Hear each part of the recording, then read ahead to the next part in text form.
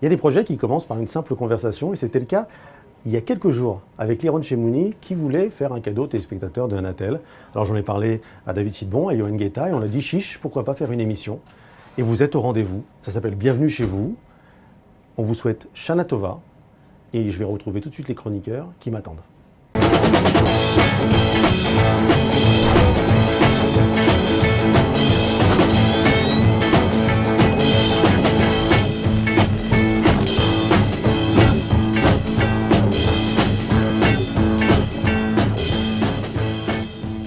Bonsoir, merci d'être là. Vous nous regardez sur A+, la chaîne d'Anatel TV. Bienvenue chez vous et bienvenue aux chroniqueurs qui sont autour de cette table. Je vais vous présenter dans un instant. Le principe de cette émission, c'est de parler de tout ce qui vous concerne en Israël, vous, francophones d'Israël.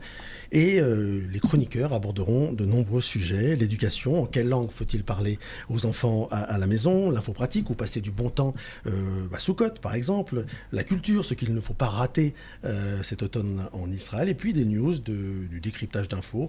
Bref, un programme chargé. Content d'être avec vous, Olivia Bekassis. Très heureuse également. Voilà, je vous vois retrouver les micros, c'est parfait. Ça fait du bien. Ça fait du bien. Hein, vous qui étiez à Voltage et Chérie FM. Oui, tout à fait. Une petite année de pause, mais là, c'est reparti. Radio, télé, je suis gâtée. Très bien, autour de la table et autour de vous, Maxime Pérez, bonsoir. Bonsoir Stéphane. Journaliste reporter, très au fait de l'actualité. Vous allez nous éclairer sur ces informations importantes et comprendre les enjeux. Vous allez dans un instant nous parler du danger du Hezbollah à la frontière syrienne. Et puis un peu plus tard, plus léger dans l'émission, vous allez nous raconter pourquoi on a assisté à une scène de pillage, pas à Saint-Martin, mais juste à Rishon LeZion en Israël.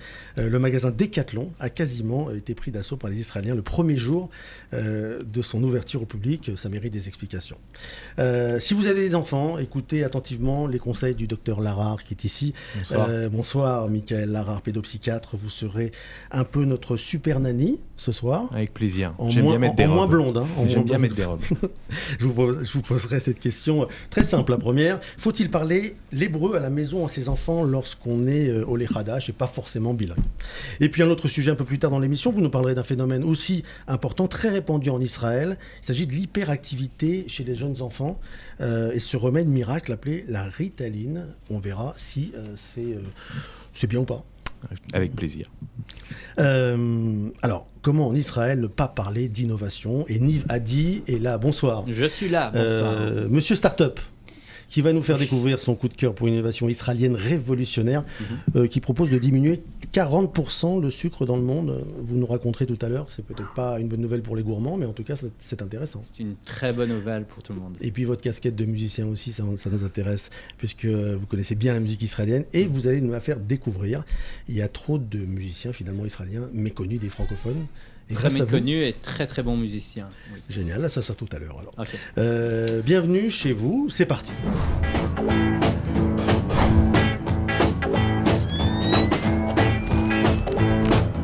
Alors on commence par vous, Olivia. Une rentrée très riche de culture française en Israël et ça fait du bien. Les rendez-vous à ne pas manquer, c'est d'abord le théâtre avec une armada de grands acteurs français qui débarquent plutôt sur les planches israéliennes. Et par n'importe lesquels, hein, Stéphane. Alors, si je vous dis Thierry Lhermitte, Pierre Arditi, Monsieur Francis Huster, sans oublier Daniel Rousseau ou encore François-Xavier Demaison et la seule et unique comédienne, ne l'oublions pas, la pianiste Claire-Marie Leguet. Une belle et talentueuse troupe dirigée par l'artiste, interprète et metteur en scène depuis plus de 20 ans, Steve Swissa. Une troupe qui participe à la première édition du festival du théâtre français en Israël, donc un festival qui se tiendra à Tel Aviv et à Jérusalem du 23 au 30 octobre prochain. Alors de quoi elles parlent ces pièces? Eh bien c'est un mélange de comédie, de grands auteurs, de musique classique et de création contemporaine. Inconnu à cette adresse, c'est avec Francis Huster et Thierry Lhermitte. L'être ou pas, une comédie de Jean-Claude Grunberg avec Pierre Arditi et Daniel Rousseau. Ce sont plusieurs scénettes entre deux voisins autour de leurs origines juives. Et puis il y a Horowitz, mise en scène par Steve Swissa avec Francis Huster et Claire-Marie Leguet. Une pièce qui revient sur la vie du pianiste virtuose Vladimir Horowitz. Enfin, on le connaît comique et très touchant également. C'est François-Xavier Demaison. Ah oui. C'est aussi le nom de la pièce. Il nous propose une galerie de personnages drôles et étonnants. Alors il faut savoir qu'il débarque sur scène avec des pièces, des spectacles qui ont fait salle comble pendant plusieurs mois dans les plus grands théâtres parisiens. Il y a de fortes chances donc que les Français soient au rendez-vous, on l'espère, en tout cas en Israël. Et il faut savoir aussi que Francis Huster avait déclaré en 2015, il y a quelques années, qu'il aimerait créer ici avec Steve Swissa en Israël, donc un festival de théâtre sur le modèle du festival d'Avignon.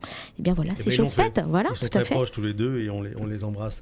Évidemment, cette rentrée, c'est aussi un concert-événement avec un grand récital de Charles Aznavour qui revient pour la 3e fois. La légende de la chanson française en Israël, s'il vous plaît, l'immense Charles Aznavour. C'est vrai qu'à chacune de ses apparitions, on se dit est-ce que c'est la dernière fois, on y va.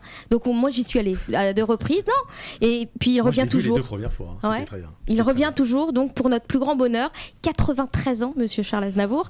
Le 28 octobre prochain, il se produira donc dans le cadre d'une tournée mondiale.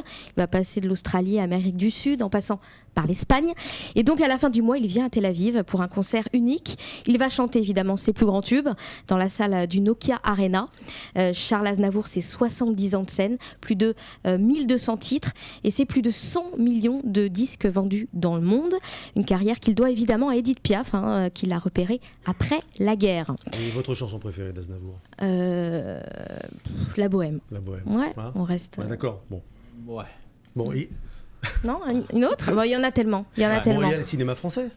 Il y a les cinémas français. Vous nous conseillez Le Sens de la fête, le dernier Toledano Nakache. Oui. C'est forcément une valeur sûre. Forcément, moi j'en suis sûre. En tout cas, j'ai pas vu le film, mais avoir cette bande-annonce, on peut y croire. Alors les films du tandem, vous en connaissez, j'imagine, les films du duo. Il y a Nos Jours Heureux. Nos Jours Heureux. Intouchable. Tellement proche. C'est votre préféré, Michael ? Voilà. Ouais, ça va être bien, donc Le Sens de la fête, on le sent bien. Mais c'est certainement bien. Et donc, justement, avant d'en parler, on écoute la bande-annonce. Ah, très bien. On a un client important qui nous a fait confiance pour qu'on lui organise un mariage clé en main. Alors on va lui montrer qu'il a eu raison de nous choisir. J'aimerais bien qu'on évite les tensions. Mais toi, tu vas me recadrer, mais vas-y, viens, mais je t'attends. On garde son calme. Non, je veux personne dans le champ. Regarde, il y a une vieille dans le champ. La vieille, c'est ma mère, Je vous ai dit que je voulais un truc sobre, chic et élégant. Oui, mais c'est complètement l'esprit. Ce soir, c'est une soirée agréable qui nous attend, une soirée chic et sobre et agréable. Aouh! Quel beau là! Il me fait peur, lui, là. Donc je compte sur vous pour que ce soir, particulièrement, on fasse une belle soirée. Excuse-moi, tu peux prendre le plateau, là, faut que je vais dans la cuisine. Comment? Ah, pardon. Votre comportement, votre politesse, c'est la vitrine de la réception. Je dois vous préciser quand même que je suis pas un grand orateur. Eh ben, ferme ta gueule alors, ça sera plus simple. Samy, t'es sûr de toi, là, pour les feux d'artifice?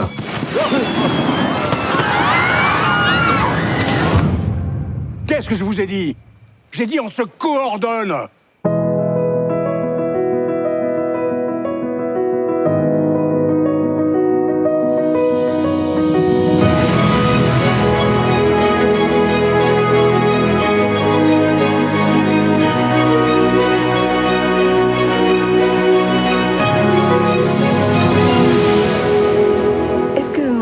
Transmis ma liste de chansons. Alors non. Je m'en doutais, je vous ai apporté un enregistrement. Grosse soirée punk en perspective. Une comédie donc avec, vous les avez reconnus, Jean-Pierre Bacry, Jean-Paul Rouve, mais aussi Gilles Lelouch, et puis un de mes comiques préférés, c'est Alban Ivanov qui me fait mourir de rire, et il est dans ce film et vous allez sûrement voir quelque chose d'étonnant. Éric Toledano et Olivier Nakache nous font pénétrer dans les coulisses de l'organisation d'un mariage et au cœur de la fête. On va vivre cette soirée à travers le regard de ceux qui travaillent et qui devront compter sur leur seule et unique qualité commune, le sens de la fête, justement. Mais celle-ci n'est pas vue de la même façon, vous le verrez pour chacun. La fête du mariage, c'est l'occasion de faire aussi une jolie photographie de la société et de ses travers. Alors, donc sorti en salle en Israël, c'est le 16 novembre à Tel Aviv, dans le cadre du Festival du film français, et le 3 décembre avec e-cinéma. Et justement, on recevra tout à l'heure Raphaël Elbaz, l'instigateur des séances en français, qui redonne le goût à de nombreux francophones d'Israël de se refaire des soirées cinéma comme à l'époque. C'est vrai qu'on n'en fait plus trop quand on est en Israël. Maxime, rebonsoir. Avec vous, on va parler de sujets un peu plus sérieux, mais qui continuent quand même de préoccuper beaucoup les Israéliens. C'est l'Iran. On en a parlé pendant des années à cause de son programme nucléaire. C'était le grand combat de Bibi, un combat qu'il a perdu, on peut le dire, puisqu'il n'a pas empêché la signature d'un accord entre les grandes puissances et l'Iran. C'est à Vienne en septembre 2015. Et voilà que 2 ans plus tard, alors que rien n'est vraiment réglé sur le dossier nucléaire iranien, Israël s'alarme du fait que les Iraniens s'installent paisiblement dans la Syrie voisine avec leurs milices, leurs usines d'armement et leurs missiles. De quoi s'agit-il ? Et oui, parce que c'est tout simplement la contrepartie de l'engagement iranien en Syrie aux côtés du régime d'Assad. Les Iraniens ne font pas la guerre en Syrie pour les beaux yeux de Bachar el-Assad. Ils ont un objectif, c'est celui d'étendre leur influence dans la région, au Moyen-Orient, de créer une continuité territoriale entre Téhéran, l'Irak, le Liban qu'on connaît où se trouve le Hezbollah, et donc la Syrie où en plus ils ont un accès à la mer Méditerranée.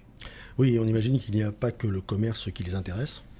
Et oui, parce que vous l'avez peut-être entendu il y a quelques jours, ça a été pas mal repris par les médias israéliens. Le chef d'état-major iranien en personne nous a prédit de disparaître. Il dit même que ça va arriver dans moins de 25 ans plus tard. Nous voilà prévenus, Stéphane.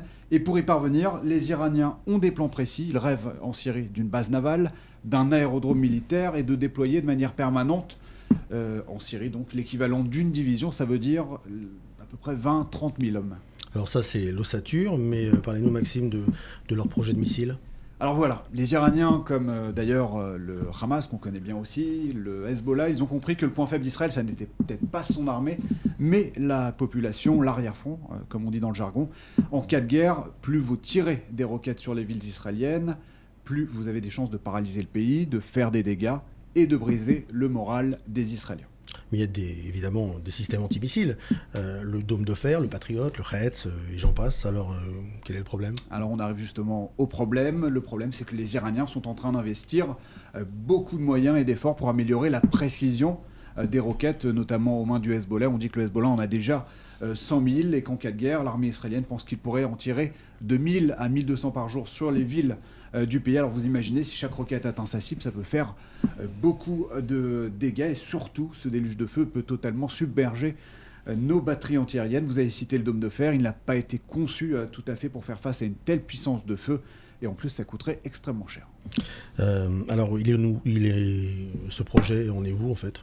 C'est une ligne rouge pour Israël, comme ça a pu l'être pour le programme nucléaire iranien. Israël se réserve le droit de détruire justement ces usines qui seraient en train donc de fabriquer ces mystérieux missiles de précision. Ça se serait déjà passé au début du mois de septembre. On a attribué une frappe de l'aviation israélienne dans la région de Homs contre ce genre d'usine d'armement. La question, c'est de savoir où tout cela va nous mener, Stéphane.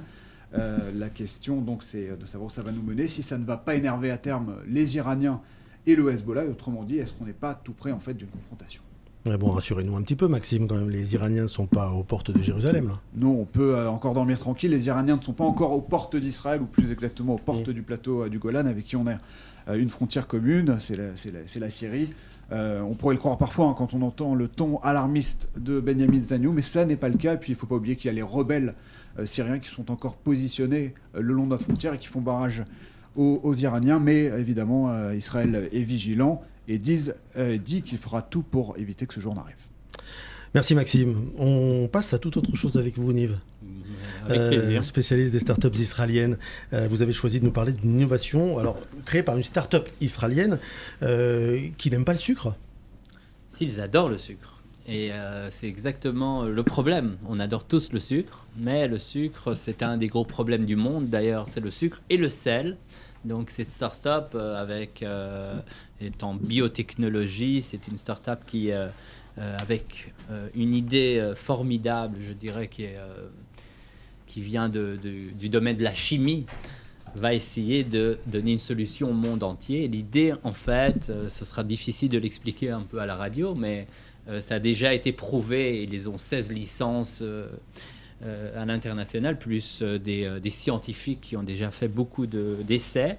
En fait, l'idée, c'est de donner le même goût du sucre et du sel, donc, mais avec moins de sucre dedans. Et comment ils vont le faire ? C'est avec des minéraux. Et ils vont en fait prendre le sucre avec des minéraux très spécifiques, avec beaucoup moins de sucre, donner le même goût. Donc ce qu'on a fait, et on a vu quelques essais incroyables, c'était avec de la glace, Mais donc on ne parle pas d'aspartame du tout. Ça n'a pas de rapport avec le faux sucre qu'on connaissait. Non, pas du tout. Là c'est du vrai sucre. C'est du vrai sucre, mélangé, je dirais, avec des minéraux, et donc avec beaucoup moins de sucre, avec 30 à 40% de moins de sucre, on a le même goût. Et on peut utiliser ce même produit donc dans les usines, dans tous les produits alimentaires.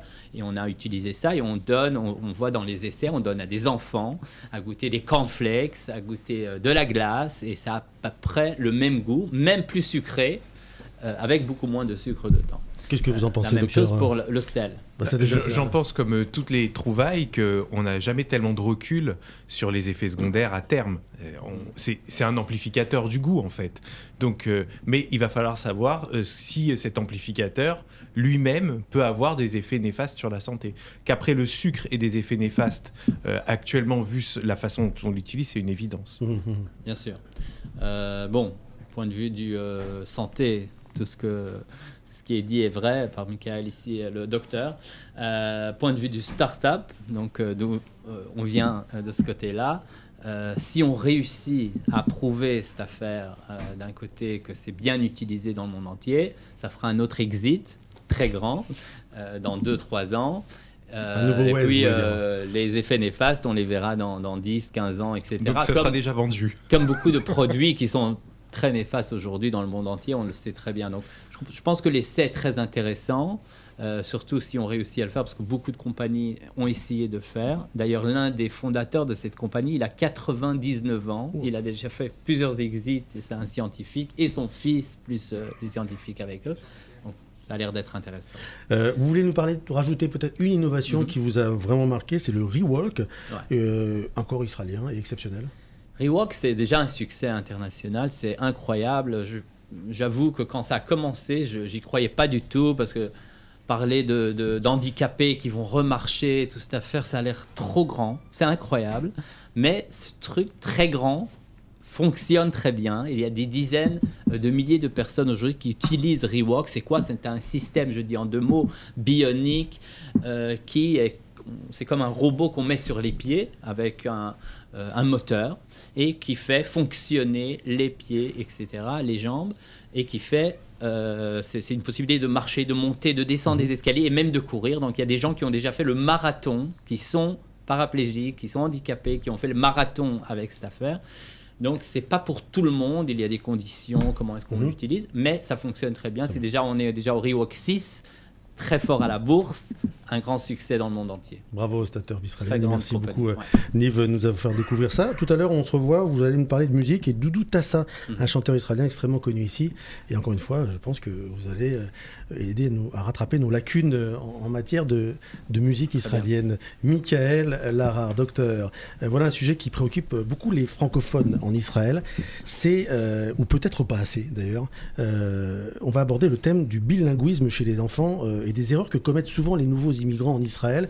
Doit-on parler aux enfants en hébreu à la maison lorsque le foyer est complètement francophone et que notre hébreu n'est pas si fluide que ça ? Alors, je vais être très clair, je pense qu'il ne faut pas parler en hébreu à nos enfants. D'abord, c'est souvent eux qui vont nous mettre sur la voie parce qu'ils détestent ça. Ils détestent ça parce qu'ils veulent parler dans leur langue maternelle. Ils veulent échanger avec les gens qui comptent le plus de la façon la plus fluide, avec la langue du cœur. Donc les enfants détestent parler une autre langue. En France, quand je travaillais à Paris, j'avais des gens qui voulaient parler anglais à leurs enfants pour qu'ils soient un jour bilingues. Déjà, on peut s'interroger sur un tel investissement, c'est-à-dire que la relation avec ses enfants, c'est quand même quelque chose d'extrêmement précieux, et hypothéquer une part de cette relation pour l'acquisition d'une langue, c'est quand même très étrange et c'est un investissement qui paraît pas très raisonnable. Alors après, c'est un peu différent ici parce que ici, il faut que nos enfants ils s'intègrent. Donc il faut qu'ils apprennent l'hébreu, il faut qu'ils apprennent bien. Après, on a un rapport affectif aux choses. C'est-à-dire que quelque chose qui est une contrainte et qui nous met dans la douleur, eh ben, on va avoir tendance à le repousser. Et les enfants, eux, ils sont comme ça. Quand quelque chose est difficile, ils s'en écartent. Et donc, si ils sont en difficulté avec la langue, et qu'on met encore une couche à la maison, et donc ils n'ont même plus le plaisir de discuter avec nous, alors non seulement ça va être assez inefficace, mais en plus de ça, on va commencer à abîmer l'ambiance familiale et la relation. Et ça n'appauvrit pas son hébreu, le fait de parler en français à la maison? C'est évident qu'on le sollicite moins, mais à un moment donné, il faut faire un choix et une réflexion d'investissement. C'est-à-dire qu'un enfant qui est bien dans ses baskets, qui a des bonnes relations avec ses parents, et qui est OK pour travailler, mais qui n'a pas l'impression qu'on lui met une pression terrible pour apprendre l'hébreu, que ça va venir progressivement. Cet enfant-là, il va apprendre l'hébreu. Et en fonction de son âge, il va arriver à des niveaux très, très, très honorables, voire des niveaux universitaires. Un enfant qui est en difficulté, ça va être un tout autre problème. Mais penser qu'on va régler la difficulté en parlant hébreu à la maison, c'est-à-dire en le privant du plaisir quotidien qu'il a de rentrer enfin chez lui, d'arrêter de faire des efforts et de discuter avec ses parents et d'échanger des trucs chouettes, et ben en vérité, on ne fait pas un bon calcul. Ok, on va enrichir de façon stakhanoviste son stock lexical, il va avoir plus de mots. Mais les devoirs, par exemple, faut-il les faire en hébreu ou en français? Alors, ils sont dans des écoles israéliennes, alors donc, il faut les faire en hébreu. Mais l'explication... L'explication, elle est forcément en français. L'explication peut être en français. Évidemment. C'est-à-dire qu'il ne faut pas augurer d'une force trop grande chez le parent et se mettre une pression terrible. Si le parent qui fait le devoir, il se met une pression terrible sur la langue, parce que... Bon, je ne sais pas si je peux généraliser mon cas, mais moi je suis complètement nul. Et donc, rien qu'accompagner mon fils dans ses devoirs en Kita Gimel, c'est déjà un enfer pour moi. Donc, si en plus de ça, j'ai la pression, la maman elle a la pression de se dire il faut qu'en plus j'explique les choses en hébreu, eh bien, elle va être particulièrement stressée et particulièrement stressante. Et j'imagine l'ambiance explosive des devoirs à la maison. Donc l'enfant, en vérité, il va apprendre 2-3 mots de plus qu'il n'aurait appris si on avait expliqué en français, mais il va retenir que c'était une heure horrible, qu'il s'est déchiré avec ses parents, que vraiment il déteste être ici, que c'est beaucoup trop compliqué. J'ai vécu exactement cette situation avec mon fils qui est en Kita Gimel. Nous on est arrivés il y a 1 an en Israël. Kita Gimel, il a bientôt 8 ans, il est quasiment bilingue. Mais alors l'enfer évidemment pour faire les devoirs avec lui.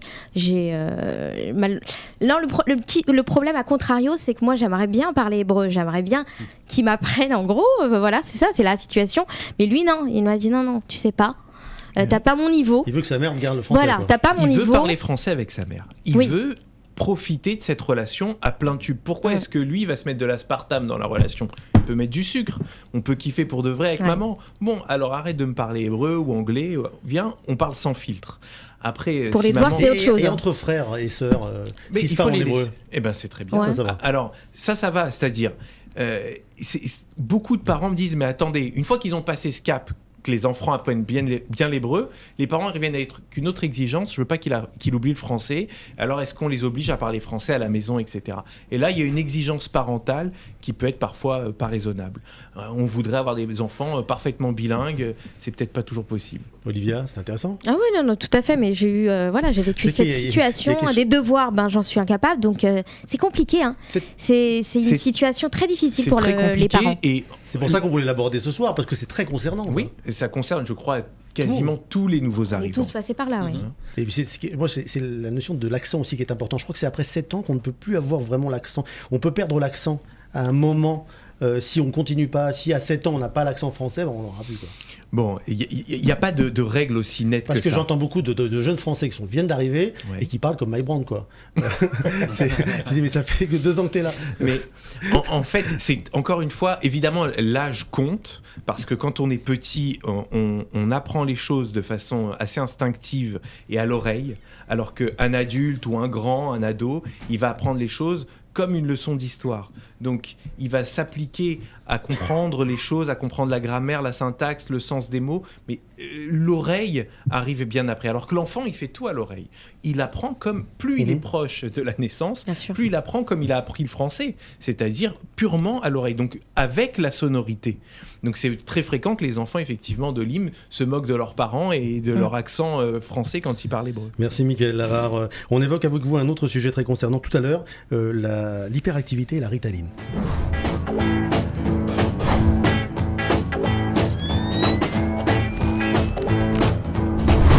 accueillir maintenant dans ce studio, vous pouvez venir, un autre hyperactif, mais du boulot cette fois-ci, c'est Raphaël Elbaz.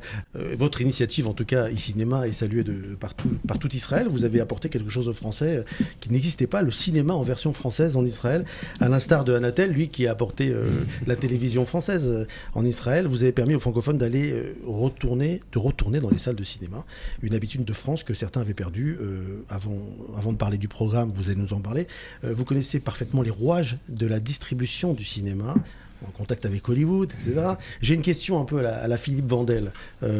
Pourquoi les films au cinéma sont projetés toujours à l'heure ? Il y a les trains qui arrivent en retard, les avions en retard, et le cinéma jamais. Pourquoi ? C'est très simple. Si on retarde la séance de 5 minutes, il n'y a pas de film. Expliquez-nous, c'est quoi ? Comment ça se passe ? En fait, déjà, lorsqu'Hollywood finit un film, d'accord, il envoie seulement quelques copies par pays.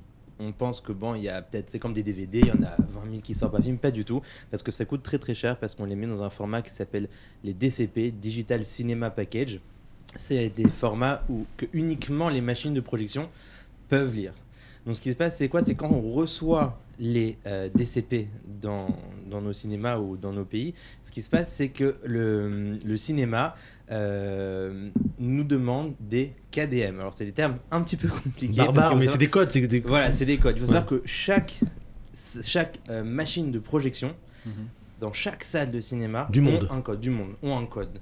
Ce code-là va être relié avec un code que uniquement le studio ou la grande maison de distribution va pouvoir envoyer au cinéma et va donc lire le film à la minute et à l'heure auquel le cinéma a programmé sa programmation. C'est vraiment, lorsqu'on voyait un film au cinéma, il y a vraiment toute la magie des coulisses du cinéma qui opère derrière. Il y a pas mal de techniciens, bien sûr, il n'y a plus le machiniste, ça n'existe plus, c'est vraiment des salles énormes. Ils ne peuvent plus arrêter un film. Un exemple, quelqu'un s'évanouit dans une salle de cinéma, ça arrive à tout le monde, on voyait bien, les pompiers sont arrivés, mais le film a continué à être projeté. Ils ne pouvaient pas arrêter le film. On ne peut pas arrêter le film parce que si le film s'arrête, on a directement un appel au fait dans nos ordinateurs au niveau de la distribution qui me dit il y a quelque chose avec le film. Ou par exemple lorsque un technicien essaye d'ouvrir, il y a une clé qui a été oubliée d'être demandée, il essaye d'ouvrir la clé, on reçoit automatiquement une notification, attention sinon c'est très simple, le film se grille du logiciel. Incroyable. C'est un monde qui est très très compliqué, on veut bien sûr protéger un maximum les films. C'est pour ça qu'en Israël, comme c'est un pays qui est beaucoup plus petit par rapport à la France et que les cinémas sont beaucoup plus gros et mieux géré, on va dire ça comme ça. Il y a beaucoup moins de systèmes de streaming, beaucoup moins de systèmes de piratage de films par rapport à la France. Aujourd'hui, en France, on peut pratiquement avoir un film même avant sa sortie au cinéma. On arrive même, pendant les premières, il y a des gens qui arrivent à pirater les films. Sauf qu'en Israël, c'est beaucoup plus compliqué. Il y a autre chose aussi qu'on voit au cinéma ici en Israël, qu'en Israël, c'est les coupures. Alors dans les films de dessin animé surtout, on s'arrête, il y a une pause de pipi de 5 minutes. Alors ça c'est incroyable. Une pure question business israélienne. Pourquoi ? C'est pour les pop-corn, c'est ça. Exactement. Il faut savoir qu'un cinéma ne gagne pas d'argent lorsque vous achetez une place de cinéma. C'est très important. Lorsque vous payez une place de cinéma, la totalité du prix va à la maison de distribution qui après on recoupe avec le pourcentage, avec les droits de distribution. C'est en Israël, En Israël, aux États-Unis, il y a juste la France qui est un peu compliqué. Là-dessus. Il y a un peu plus compliqué, mais aux États-Unis, en Israël et dans la majeure partie du monde, ça se passe comme ça. Donc, qu'est-ce qui se passe ? Le cinéma, comment gagne l'argent ? Le cinéma gagne l'argent uniquement par le popcorn, les boissons, les publicités au cinéma. Donc en Israël, on a des cinémas qui s'appellent Globus Max, qui sont un peu plus petits que les géants complexes cinématographiques de Cinema City et Yes Planet. Et ces cinémas-là ne sont pas des canyons, ne sont pas des centres commerciaux. Donc il y a vraiment que le cinéma. Donc qu'est-ce qu'ils font ? Ils nous font une pub en plein milieu. Il faut savoir que la publicité aussi est programmée dans nos demandes de KDM. C'est-à-dire qu'on va vraiment programmer le film, le couper en plein milieu avec la publicité. On met pas pause et on met play juste après. Si on veut arrêter si on veut ne pas mettre retirer la pause alors qu'elle a déjà été programmée, on peut pas.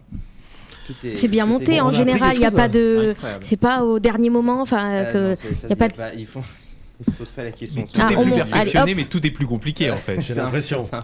Et il y a aussi une question moi qui me vient, je sais pas si c'est En fait, on comprend qu'une des idées, c'est de lutter contre le piratage, et il me semble que c'est comme ça, c'est un échec, non? Parce que on peut avoir globalement accès à tous les films assez vite. Facile. Un petit secret, je vais vous dévoiler un petit secret. Ça reste entre nous. Parlez doucement. La dernière fois, je me suis fait un peu engueuler, mais bon. Ce qui se passe, c'est quoi? C'est que si vous remarquez, aujourd'hui, le monde du cinéma a de plus en plus de bénéfices et de profits. Aujourd'hui, un film atteint les 2 milliards de dollars au box-office. Box-office, c'est uniquement les tickets de cinéma. Je ne parle pas des droits dérivés, je ne parle pas des droits de télévision, c'est uniquement les tickets de cinéma. Comment c'est possible? Alors que bien sûr, le DVD est pratiquement en perte, et tous les systèmes de piratage, de streaming qu'on a sur Internet, c'est très simple.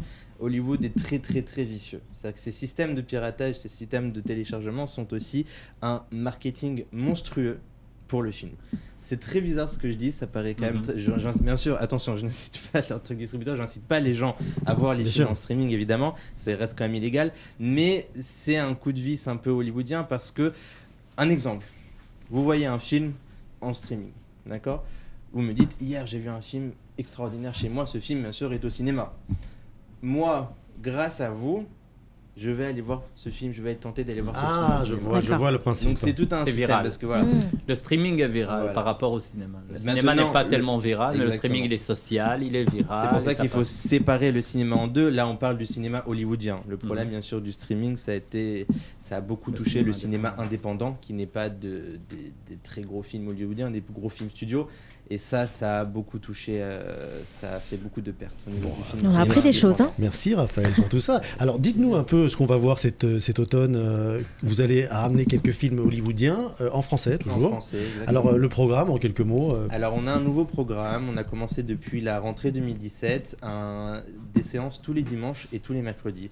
J'ai été beaucoup critiqué depuis mes débuts dans le cinéma en Israël parce qu'on me disait on a peu de dates. Je me programmais mes séances un peu comme des événements. Or le cinéma c'est pas ça. Le cinéma on sort en cinéma. Quand on veut, on y va. Ce soir, on sort au cinéma. Maintenant les Français ont un film tous les dimanches et tous les mercredis en Israël, dans près de chez eux, en tout cas dans les grandes villes. Et aussi on a voulu élargir l'audience en mettant des films plus diversifiés. Jusqu'à présent, je représente quand même Universal, Paramount, Warner et Disney, c'était quand même des très gros films, beaucoup d'action, beaucoup de super-héros. Là, on amène maintenant plus de films français, de production française, et surtout, une nouveauté, on a des films israéliens sous-titrés en hébreu, parce que le cinéma en hébreu et pas en français. Excuse-moi, les films israéliens sous-titrés en français, je suis désolé. Films israéliens sous-titrés en français, parce qu'il y a des très beaux films israéliens que le public francophone n'a pas du tout l'occasion de voir nulle part. Donc c'est toute première qu'on amène. Donc on a Isma Khatani, Khataim, Geostorm, la Ligue des Justiciers et Le Sens de la Fête qui est programmé jusqu'au 10 décembre. Et qu'on ira tous voir en tout cas. Merci beaucoup Raphaël. E-Cinéma, et merci beaucoup d'être venu ici. On va continuer avec la culture et on va faire la petite lucarne, pas la grande, la petite, comme disait l'autre, le programme de télévision, puisqu'on est sur Anatel. Avec vous, Olivia, il y a un choix de films, d'émissions à pas manquer sur Anatel. Je sais pas, le foot par exemple. Le foot, oui, Stéphane. Il y a des fans, il y a des amateurs dans le... Plus malade mental qu'amateur. Ah oui, quand même. Alors justement, vous allez être gâtés pour les aficionados du ballon rond. Le dernier match de qualification pour la Coupe du Monde 2018 de foot, France-Biélorussie. C'est le mardi 10 octobre, rencontre à suivre sur TF1 dès 21h45. Un rendez-vous important pour Didier Deschamps qui souhaite éviter les barrages et doit donc terminer premier du groupe. Et puis on notera les absences qu'on a eu la compo il y a quelques instants, les absences de Fekir et de Martial dans la liste de Didier Deschamps, le retour de Sissoko et de Payet, mais on ne va pas oublier évidemment la présence des Parisiens, Areola, Kurzawa, c'est bien dit, Rabiot et même Mbappé. Puis une info à donner qui est importante, qu'il faut se méfier de la Bulgarie qui a réalisé un carton plein à domicile. Parfait, quoi d'autre? Les fans de la danse et des stars, vous l'avez compris, Danse avec les stars, rien à voir, mais c'est du divertissement. C'est la saison 8, Sandrine Quétier qui sera toujours au rendez-vous, mais sans Laurent Ournac. Cette année, vous en pensez quoi justement de ces divertissements, Danse avec les stars? Moi, à part le foot, je regarde pas la télé. D'accord. C'est clair, c'est net. Ok, pareil pour vous Maxime. S'il y a un footballeur qui fait Danse avec les stars, je vais regarder, je pense. Bon, je vais aller vérifier s'il y en a un. Il y a la femme d'un footballeur, Carambeu, je crois. Carambeu, non? Je sais pas. C'était une année, oui, je me Peut-être, rappelle. peut-être. Et puis pour finir, un docu qui donne envie, en tout cas sur le papier, c'est sur France 3, Birkin, Hardy, Sanson, Une vie à aimer. C'est un documentaire de Mireille Dumas. Voilà, ce sera diffusé le vendredi 20 octobre en prime time. Ok. Sur France 3. Quoi d'autre ? Eh ben c'est tout. C'est vrai ? Ouais. Bon. Une question peut-être pour vous. Votre émission préférée en France, c'était quoi ? Tous les Hardissons. Je voyais ça souvent d'Israël pendant très longtemps. Tout le monde en parle. Tout le monde en parle pour Maxime. À l'époque. Et même lunettes noires pour double nuit jeu, blanche. etc. Moi, je trouve qu'on n'a jamais retrouvé cette tonalité, ce côté nostalgique. Le samedi soir. Coucou, c'est nous. C'est génial. Coucou, c'est nous. Mardi, c'était Ouh là là, coucou, c'est nous. Ça date, hein. Alors moi, vous me demandez pas ? Ah bah si. Moi, c'est Taratata. Ah ouais, Taratata. Ni vous n'avez pas pensé à ça. L'émission qui vient de fêter ses 25 ans au Zénith de Paris il y a quelques jours. Une émission animée par Nagui. Et réalisée par Pulicino. Gérard, de son prénom. Pulicino, l'un des plus grands réalisateurs français. De notre côté ici, on n'a pas l'ambition de faire Taratata, mais j'aimerais bien en fait. En moins que peut-être si Gérard Pulicino voulait venir ici nous aider. Tu serais d'accord, Gérard ? Écoute, s'il y a une meilleure ambiance que ce qu'il y a actuellement, je viendrai, il n'y a aucun problème. Hein. Bonsoir Gérard Pulicino. Bonsoir. C'est très gentil d'être avec nous en ligne. Une jolie surprise. Voilà, on est autour. Pour toi, Stéphane, j'irai jusqu'au bout du monde. Ah, c'est gentil. Mais viens juste en Israël, ça ira très bien. Je voulais te féliciter sur toute l'équipe, au nom de toute l'équipe ici, sur cet anniversaire de Taratata. Alors, on a décidé qu'on veut bien être les parrains pour les 25 prochaines années de Taratata, si toi, tu es notre parrain maintenant, là. Et je suis votre parrain. Alors, c'est parti, alors, on est d'accord. On est content. Alors, raconte-nous, peut-être, en 2 mots, comment c'est né Taratata, l'idée de l'émission. Écoute, là, tu vas me donner un coup de vieux, parce que c'est ce qu'on s'est dit justement hier avec Nagui. On s'est dit, tu te rends compte, ça fait 25 ans qu'on a créé cette émission. En fait, comment ça s'est passé ? On était chez lui, dans sa cuisine, et sur la table de la cuisine, on a commencé à écrire le concept de Taratata, en se disant que ça allait durer une saison, voire 2. Et là, 25 ans après, on se retrouve, on se dit, mais c'est pas possible, quoi. Ça fait 25 ans que ça existe. Et avec toujours un enthousiasme aussi fort, et une motivation, et l'amour des artistes, l'amour du public, et voilà, ça nous ravit. Hein. Et puis vous avez inventé une marque, Taratata, c'est connu partout dans le monde, une marque, un style, et puis grâce à ta réalisation, évidemment. Vous savez que j'ai été un jour derrière à Taratata, je crois comme vous, Nive, et j'ai vu Gérard. Vous savez comment il réalise, Gérard ? Il a un piano. Le piano il a un vrai piano, il choisit ses caméras, là, c'est 350 caméras d'un coup. Là, et d'ailleurs, qu'est-ce qui vous a marqué sur les 25 ans ? C'est très dur comme question, mais allez, 2-3 artistes qui t'ont ébloui. Il y en a tellement. J'imagine. À chaque fois, on me demande des anecdotes, mais chaque émission est une anecdote en soi, donc c'est très dur. Il y a Stevie Wonder, il y a David Bowie, ou alors il y a des groupes comme Metallica, Noah, Achri Noah Mini, qu'on a fait connaître vraiment en France. Voilà, il y a tellement d'artistes, où il y a vraiment un coup de foudre avec eux et qu'on a suivi au fil des années. Alors aujourd'hui, tu produis beaucoup de spectacles, le Mesmer notamment, Festival du Rire en Belgique. Il était en Belgique. Nive, on a un chroniqueur belge ici avec nous, qui est fan, je crois, en plus. Hein. Complètement. Je dois même vous raconter, je crois que c'était dans les années 90, j'étais à Taratata dans le studio, et j'ai eu la chance, je ne savais pas qui venait. Depuis, j'écoute les mêmes chansons. C'était Lou Reed avec Elvis Costello. Je ne sais pas si vous vous rappelez de cette émission. Absolument. Deux duos incroyables qu'il faut regarder aujourd'hui sur Internet, parce que je les écoute depuis et je les montre à tout le monde. Pour moi, c'est les meilleurs duos depuis... j'ai jamais vu. Voilà un mot. Alors, et puis tu réalises évidemment les grands shows télé, les grands concerts de Johnny Hallyday, etc. Il te manque plus que réaliser Bienvenue chez nous, et puis la boucle sera bouclée. Hein. Avec plaisir, tu me dis quand venir, je viens. Alors je sais que tu es aussi, t'as Israël dans ton cœur, vraiment. Tu as vécu de nombreuses années. Ça te manque pas un peu le quotidien en Israël, je sais pas, les gens qui klaxonnent au vert, qui passent devant la caisse, ça te manque pas un peu tout ça ? Franchement, tu veux que je dise franchement ? Oui, ouais. Oui, ça me manque. Ah. Ça me manque. Bah écoute, non, mais tu sais, je continue toujours à avoir des rapports avec dans le métier avec Israël. Tu sais, on a produit en France Voca People, qui est à la base un groupe israélien. Donc je suis toujours en contact et voilà. Et quand je reviens pour le boulot, ça me fait toujours plaisir, quoi. C'est vrai que ça me manque.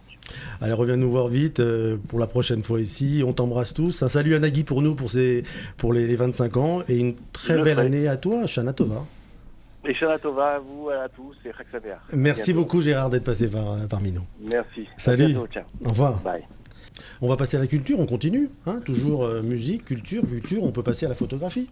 Oui. Pourquoi pas ? Et on va faire la promo d'un livre de Ovlak, un très beau livre de photos et des textes qui vient de sortir cette semaine. C'est un artiste franco-israélien du nom de Ovlak. On connaît déjà de lui les superbes photos de Burning Man. Dans le désert américain. Cette fois-ci, il a passé quelques temps en Inde durant l'impressionnant pèlerinage du Kumbh Mela. 300 millions de personnes y participent chaque décennie pour cette pratique religieuse ancestrale. De magnifiques photos, vous pouvez retrouver, qui retrace tout le parcours de ce pèlerinage, le plus grand du monde. Génial, merci beaucoup. Un très bel idée cadeau, le Kumbh Mela de Ovlak. J'adore parce que là, la chronique va m'intéresser beaucoup. Decathlon est arrivé en Israël, un phénomène commercial qui semble avoir été un peu sous-estimé, non ? C'est un gros carton, je crois. Et c'est le 34e pays dans lequel s'installe cette grande chaîne de vêtements et de matériel de sport. Ça s'est passé à la fin du mois. Évidemment, tout le monde a entendu parler. Un engouement fort. Oui, alors qu'en France, Decathlon, c'est presque une marque ordinaire. Les magasins Decathlon, ils font partie du décor depuis 1976. On est aujourd'hui en 2017. Ça fait à peu près 41 ans. Je suis pas très bon en maths, mais en tout cas, ça, c'est un chiffre que je peux arriver à retrouver. Alors, c'est peut-être pas l'endroit, Stéphane, où vous aviez l'habitude en France d'acheter vos paires de tennis. Mais alors, attendez, je vous coupe là. Si ça m'arrivait, c'est pas vrai. Et je vais vous dire mieux, j'étais à l'ouverture à Rishon LeZion le premier jour des Decathlon et j'ai acheté mon sport préféré, des boules de pétanque et une canne à pêche. Vous êtes passé donc aux aveux. C'était génial. En tout cas, les Israéliens sont fans. Comme à chaque fois qu'une nouvelle marque arrive ici en Israël, c'est vrai qu'il n'y en a pas tant que ça. Le magasin a ouvert ses portes à Rishon LeZion, dans la banlieue de Tel Aviv, à peu près 15 km, avec un espace de près de 3000 mètres carrés. Ça n'est pas rien, mais ça a été littéralement pris d'assaut. Il en faut du monde pour arriver à prendre d'assaut 3000 mètres carrés. Alors pendant que vous parlez, on voit un petit film, là, justement, des queues monstrueuses, qu'il y avait 2 heures de queue pour le premier jour, juste pour aller payer ces produits. Oui, eh bien, sachez, Stéphane, que vous et les milliers d'autres, vous étiez 6000 ce jour-là à avoir pris d'assaut, à avoir visité donc, ce nouveau magasin Decathlon. Vous avez contribué à une rupture de stock, 20 minutes de file d'attente à l'ouverture, 6000 personnes donc, qui ont été recensées pour la seule matinée du 29 août. Ça n'était pourtant pas les Rolling Stones à l'intérieur du magasin. En tout cas, il a fallu très vite faire sortir tout le monde et baisser le rideau. Ça n'arrive quand même pas tous les jours. Mais alors, c'est que le magasin a rouvert ses portes. Ça marche toujours quand même. Oui, il a fallu recruter de nouveaux vendeurs. Il fallait s'y résoudre. Des francophones, non ? Il n'y a pas des stocks. Sûrement. C'est vrai que vous avez été assez problématique. Mais ça n'est pas il n'est si pas simple. Ma taille. Voilà, c'est ça. Mais ça n'est malgré tout pas si simple que ça du côté de la direction de Decathlon. On accuse un peu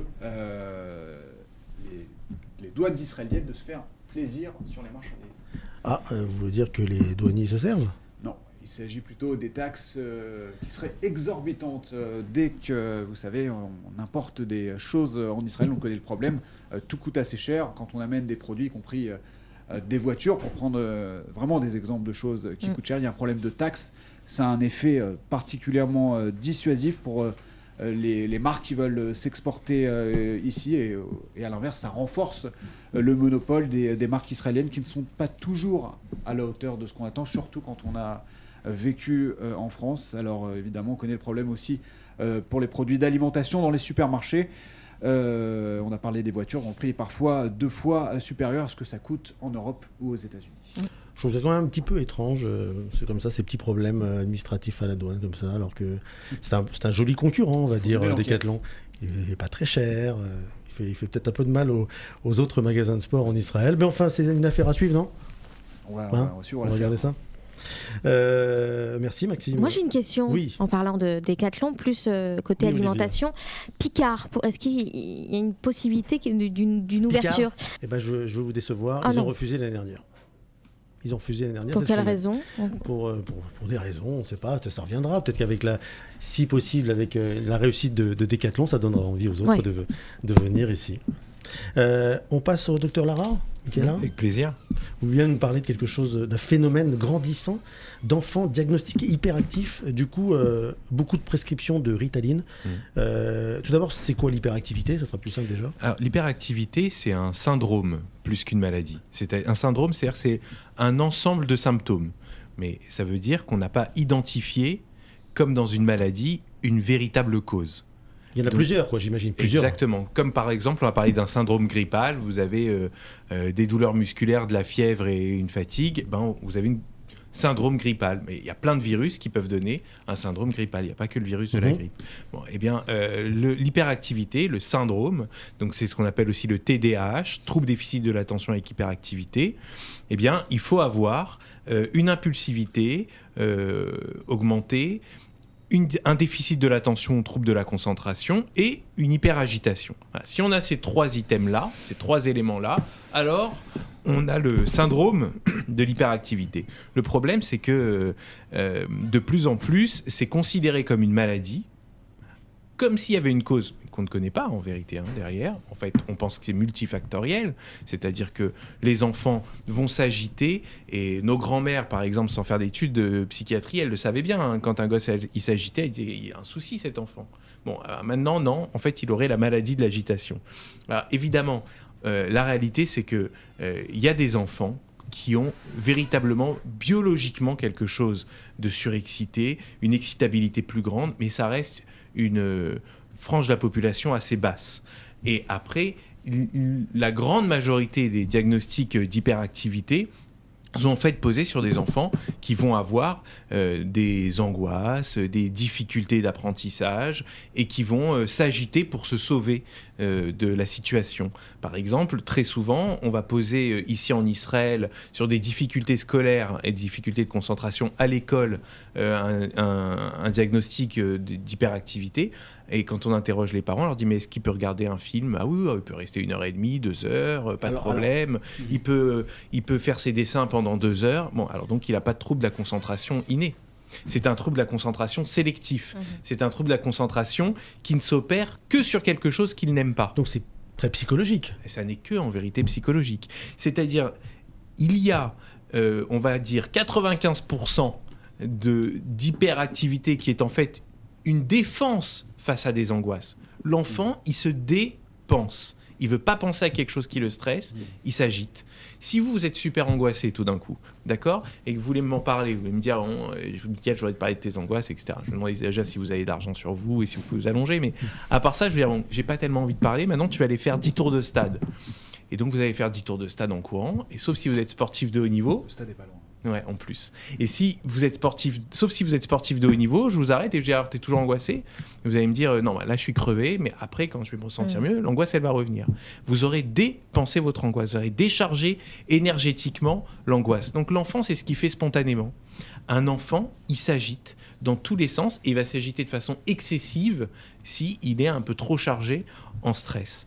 Donc l'hyperactivité est absolument surdiagnostiquée quand elle est considérée comme une maladie biologique ou neurologique. Il y a des enfants qui ont cette vulnérabilité biologique et neurologique, mais ils sont un petit pourcentage des diagnostics qu'on fait ici, très excessifs en Israël.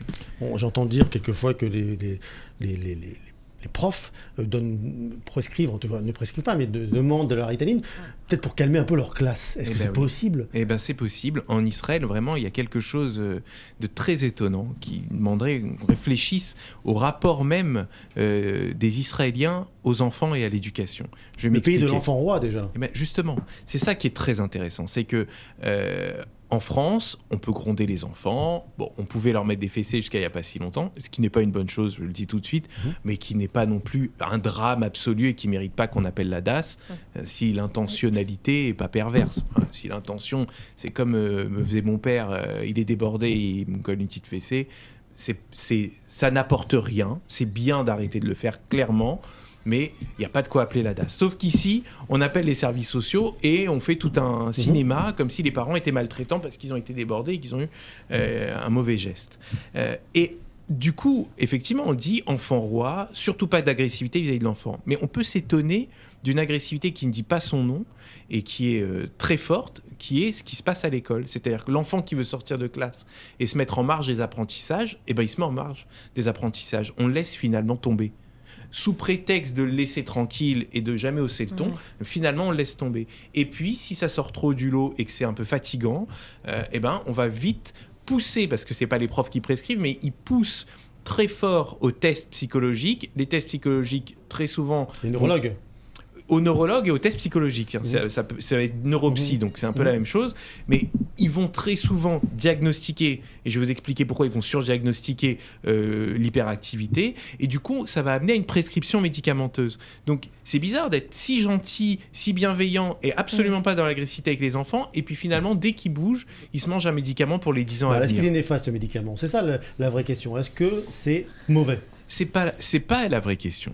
C'est une question importante. Mais la vraie question, c'est pourquoi est-ce qu'on le prescrit autant et qu'est-ce qui est normal et qu'est-ce qui est pathologique ? Dès qu'un enfant s'agite, ça y est, il doit avoir un médicament et on en reste là. Un enfant s'agite, il faut d'abord se demander pourquoi il s'agite. Et c'est un être humain, il n'est pas que sérotonine, dopamine, etc. Bon, la Ritaline ou le Concerta ou le Coasim, ça c'est les noms des médicaments, mais la molécule c'est le méthylphénidate, c'est un dérivé amphétamine. Alors c'est ça qui est rigolo, c'est que chez les enfants, ça calme, alors que chez les adultes, ça peut exciter. Et donc, ce médicament... Certains en prennent drogue dans les boîtes de nuit.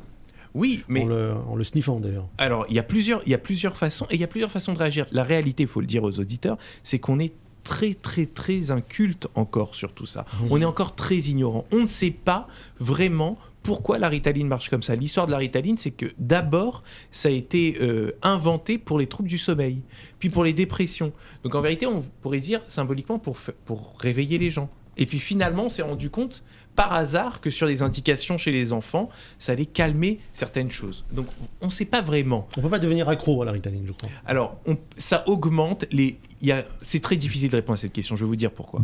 Parce qu'il y a ce qu'on appelle les comorbidités. Aujourd'hui, on va suivre des gosses qui vont devenir des adultes qui auront pris de la Ritaline et on se rend compte qu'il y a un plus grand pourcentage de ces adultes qui deviennent accros à des choses plus tard, qui prennent des toxiques plus tard.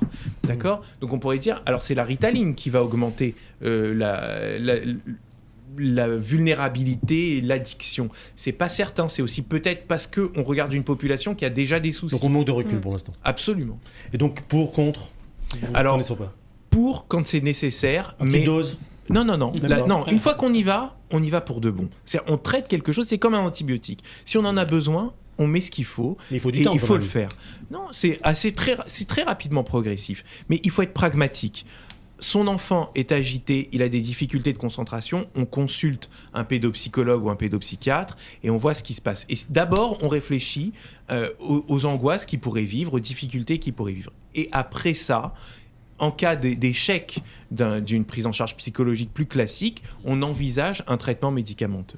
Moi, j'ai connu quand même, juste une petite parenthèse, deux mamans d'enfants qui sont à l'école avec mes enfants qui ont donné la Ritaline à leurs enfants et qui rapidement ont eu des maux de tête qui ont dû arrêter. Donc les effets, il y a beaucoup d'effets indésirables. Il y a des effets secondaires qui sont quasi systématiques et qui ne doivent pas induire l'arrêt du traitement. Mais vous voyez, c'est-à-dire par exemple l'insomnie, c'est-à-dire l'enfant il a une pêche de maboule toute la journée, on lui file de la Ritaline, boum, il dort plus. Alors ça dure 2-3 semaines et ça rentre dans l'ordre, après il redort. Mais au début les parents ils disent attendez, j'ai double tarif en fait, c'est ça une idée.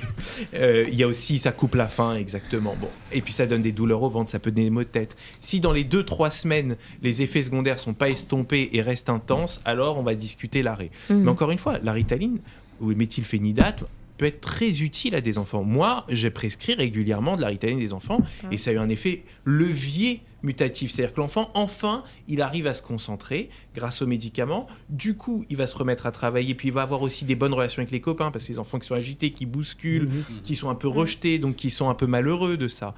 Et donc, ce levier médicamenteux, il va permettre aussi de faire en sorte que l'enfant prenne confiance en lui, dans ses relations sociales et donc soit plus heureux et après on revient et on peut enfin arrêter le médicament, vous voyez. Donc je suis pas un anti-Ritaline, je suis un psychiatre pragmatique. J'ai pas de religion pro ou contre médicaments, je suis pragmatique. Un enfant, on doit d'abord se demander s'il a des soucis familiaux, personnels, s'il a des angoisses, et on peut adjoindre un traitement, mais ça doit jamais être la seule solution. Et en Israël, ils sont très carencés en psychologue et en psychothérapie, et donc ils balancent très vite le médicament en se disant « bon, c'est déjà ça de gagner ». Merci, docteur Michael Larare, c'était très intéressant. On fait des bons plans sortis peut-être avec... Il y a des idées de sortie à travers tout le pays. Ouais, il faut savoir que presque chaque musée et site historique d'Israël propose des visites et des activités pendant Sukkot. À Jérusalem, par exemple, Sukkot, c'est l'une des périodes les plus vivantes de l'année. Le 10 octobre, par exemple, c'est un atelier de création de cerfs-volants, atelier créatif, des vols de cerfs-volants dans le Jardin des Arts. Tout ça, c'est au musée d'Israël de Jérusalem.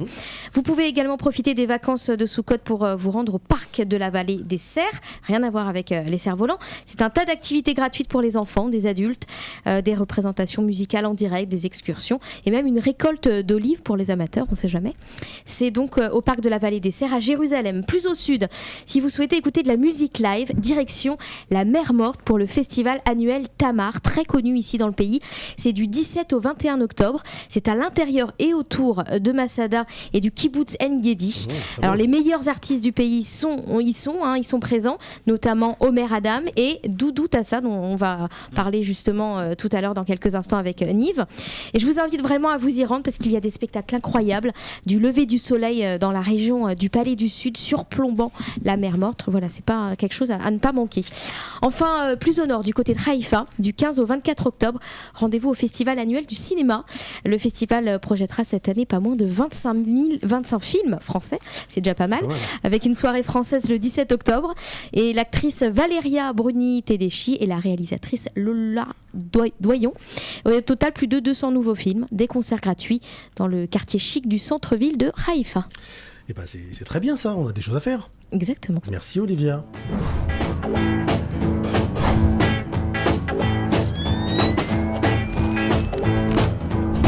On va accueillir le Rav Cohen. Bonsoir. Bonsoir. Merci d'être avec nous ici. C'est un grand plaisir, je découvre. Vous découvrez ce studio et tout d'abord j'aimerais dire quelques mots pour rappeler que vous vivez en ce moment une très belle histoire. Vous avez fait votre alias ce mois-ci, il y a quelques jours, grâce à la volonté de quelques anciens élèves de votre école, lorsque vous étiez leur professeur au Zahara Torah de Créteil. Et ces élèves sont installés à Ramat Poleg et ils ont décidé de créer un Beth Midrash, une synagogue, un centre pour de jeunes. Et sûr. Ils vous ont appelé, ils vous avez dit oui, j'arrive avec la famille et je m'installe à Ramat Poleg. Enfin, j'ai pas encore fait ma alia, donc... Vous y êtes là, vous êtes installé. Voilà. Puis maintenant je fais la procédure, mais à l'envers. Voilà. Heureux d'être ici. Ouais, un rêve. Mais enfin, il faut apprécier. On en reparlera justement, ce sera un des thèmes de... Alors justement, on va parler des fêtes de Sukkot. Bien sûr. Cette fête, comme toutes les fêtes juives, apporte leur enseignement. Et souvent, elles apprennent beaucoup sur nous-mêmes. C'est le cas de Sukkot. Et vous voulez nous en parler? Oui, certainement. Vous savez, dans la Torah, quand il y a un message qui est récurrent, c'est qu'apparemment il est très important. On a fini Kippour, et déjà dans Kippour, on a retrouvé ce message qui était que la Torah a interdit au grand prêtre, au Kohen Gadol, de rentrer plus d'une fois à l'intérieur du Saint des Saints. Et d'ailleurs, il a dit, Moshe disait à Aaron, de la part de Dieu, qu'il lui était interdit de rentrer plus d'une fois. Pourquoi? Et donc Rachi ramène sur place pour ne pas qu'il s'habitue. On va retrouver ce thème du danger de l'habitude à plusieurs reprises. On l'a retrouvé une fois, mais alors de façon dramatique. C'est que, je vais être bref par rapport à ça, mais c'est très important. Au moment où les Juifs, les Béné Israël, arrivent devant la mer, on connaît tous l'histoire, surtout ceux qui ont vu le film. À l'arrière, il y avait donc les soldats égyptiens qui arrivaient, devant il y avait la mer, et ils sont en train de crier, Dieu, il dit aux Béné Israël, allez-y, rentrez, foncez dans l'eau. Une panique terrible. C'était emparé des Juifs à ce moment-là. Mais le Midrash ramène. Quel était le nombre des soldats égyptiens qui étaient en train de les courser? Dans le film, on a vu qu'il y avait beaucoup. Non, la réalité, elle est tout autre. Il y avait 600 soldats égyptiens. C'est ce qui restait de l'armée de Pharaon. Et 3 millions, je crois. Non, de l'autre côté, il y avait 600 000 âgés de plus de 20 ans jusqu'à 60 ans, mais bien sûr qu'il y avait une population d'à peu près 6 millions de personnes.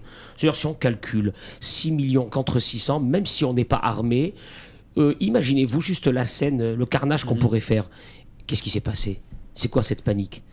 Heureusement qu'on a eu le Ibn Ezra qui donne une leçon dramatique et qui dit que, en fait, qu'est-ce qui s'est passé? C'est que quelqu'un qui est un esclave de père en fils et qui s'est habitué à l'esclavage, il va voir devant lui un maître. Et peut-être que ce maître cette personne-là est d'une faiblesse extrême. Mais du fait que c'est son maître, parce qu'il est habitué de génération en génération, il n'a pas la force. Donc 600 personnes vont venir contre 6 millions. Les 6 millions n'ont pas de force. Pourquoi? Parce qu'il y a ce qu'on appelle la réalité de l'habitude. Cette habitude, il faut savoir une chose, c'est qu'elle gangrène pratiquement la vie d'un être humain. Parce que c'est vrai qu'il y a les bons côtés de l'habitude, mais il y a les mauvais côtés de l'habitude. Et moi, je voudrais parler surtout, parce que les bons, tant mieux, mais les mauvais, surtout les mauvais, c'est que quand on voit aujourd'hui la course dans la vie dans laquelle on se trouve, et malheureusement, rapidement, on est fatigué de quelque chose, on n'a même pas le temps d'apprécier parce qu'on est habitué, on n'apprécie pas une épouse, on n'apprécie pas un conjoint, on n'apprécie pas, je vous dis encore mieux, on n'apprécie pas les enfants. Parce que les enfants, on n'a pas le temps pour eux. Bon, ils sont là, on est habitué à eux. Puis s'ils ont besoin de quelque chose, on leur donne, mais surtout qu'ils ne prennent pas la tête. Et si on réfléchit, ça va être nous, avec nos parents aussi, on est habitués. Ils sont des gens qui vieillissent. Et donc, automatiquement, on est habitué déjà. Donc, il n'y a aucun problème. Cette habitude a gangréné pratiquement la vie d'un être humain. C'est dramatique. On n'apprécie plus le moment. Alors, il faut savoir une chose, c'est que justement, Soukhot, l'une des raisons que nos sages nous ont données sur la soukha, c'est que, mais tu sais ce que tu fais, tu vas faire un break. Ce qu'on appelle faire un break. Alors les psys vont dire à un couple, quand il y a une crise, vous savez quoi, faites un break. Faites un break, bien sûr il faut faire un break. Parce que quand tu fais un break, c'est là que tu te rends compte donc, de la personne qui est en face de toi. Elle reprend une valeur. On sait que quand un des conjoints a quitté la maison pour un certain temps et va revenir, oui, on l'apprécie beaucoup plus. Un enfant qui quitte la maison, quand il va revenir voir ses parents, il les apprécie beaucoup plus. Donc il y a ce qu'on appelle ce mécanisme de briser l'habitude, cette habitude. Et donc la soukha va faire partie justement de ces moments qui sont que Dieu te demande, tu sais quoi, tu arrêtes. Alors c'est vrai que je t'ai pardonné à Kippour, c'est vrai que tout va bien, on repart avec une nouvelle vie. Oui, mais tu sais ce qui va se passer? Rebelote, ça va recommencer. Pourquoi ça va recommencer? Parce que justement, tu retournes dans tes habitudes, tu vas pas briser cette habitude. Alors on va te demander une chose, tu casses l'habitude, tu sors de chez toi, tu te mets dans une soukha, et puis on sait que la halakha nous dit qu'il faut vivre le maximum de temps dans la soukha. C'est sympa, celui qui peut même dormir. Alors on sait que, moi j'ai vu aujourd'hui quelque chose qui m'a touché beaucoup dans les grandes surfaces israéliennes, que j'ai pas vu en France, c'est que on vend des lits pliables. Et ma femme elle m'a dit, mais qu'est-ce qui s'est passé? Il y a des soldes sur les lits pliables. Je dis non, pas du tout. C'est parce que les hommes dorment dans la soukha pendant toute la fête. C'est-à-dire il y a une mitzvah de vivre le maximum de temps. Encore une fois, c'est pas pour nous embêter que la Torah elle a dit ça. C'est simplement pour nous permettre, tu sais quoi, tu arrêtes un moment et tu vas repartir. Arrêter dans la vie, arrêter des moments pour repartir.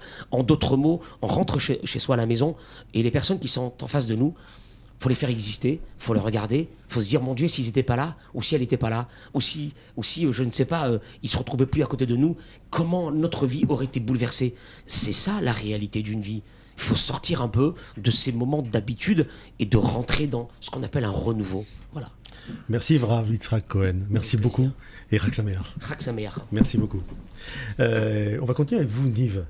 Niv Adi, vous nous faites découvrir la culture musicale israélienne.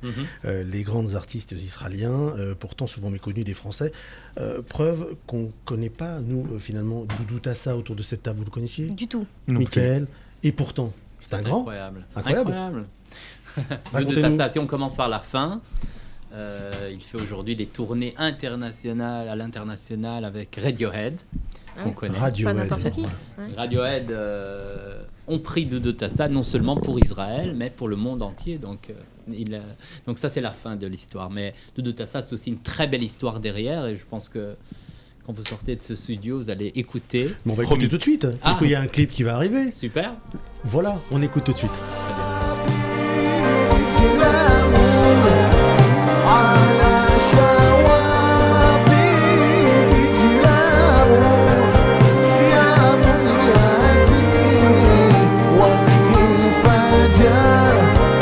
وقت الفجر على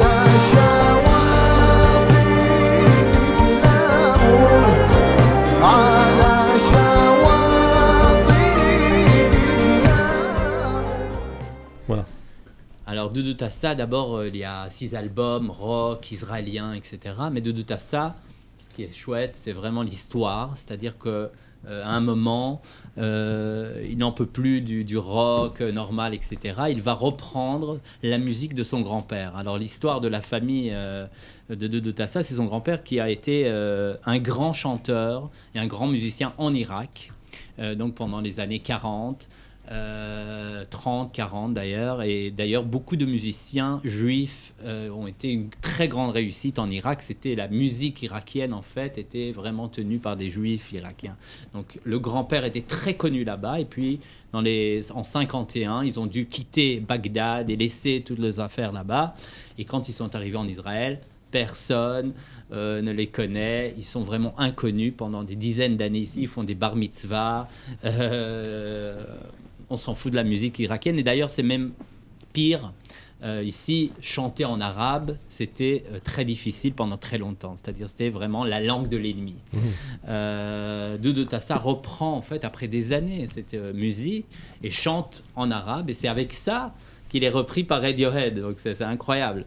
Ça s'appelle Doudou Tassa et les Kuwaits, donc c'est la musique des Kuwaits, et c'est complètement en arabe, et c'est très impressionnant et très très fort. D'ailleurs, aujourd'hui, d'autres chanteurs, comme on connaît bien Riff Cohen, par exemple, qui chante aussi en arabe. À Paris, aussi à Paris, et aussi en arabe.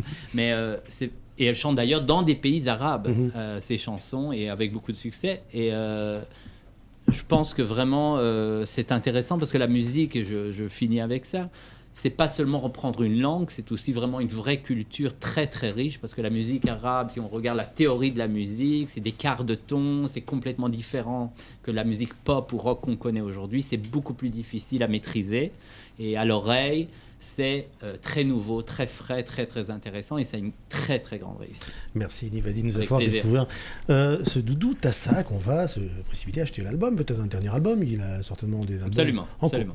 Voilà, c'est la fin de cette émission, bienvenue chez vous.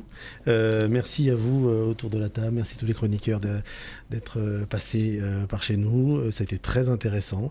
Voilà, c'était sur la chaîne A+, sur Anatel. On espère vous revoir évidemment prochainement ici. Je voulais remercier Olivia Bécassis, évidemment, avec qui j'ai préparé cette émission. Merci à vous. Merci à Delphine Cohen, à la production, au script, à tous nos chroniqueurs, je viens de dire, les techniciens, les caméramans, mes partenaires, Johan Guetta, David Sidbon à la réalisation et à la production. Et bien sûr, je remercie Liron Chemouni et son équipe d'Anatel. Shana Tova à tous. Shana à Tova. bientôt. Shana Tova. Au revoir.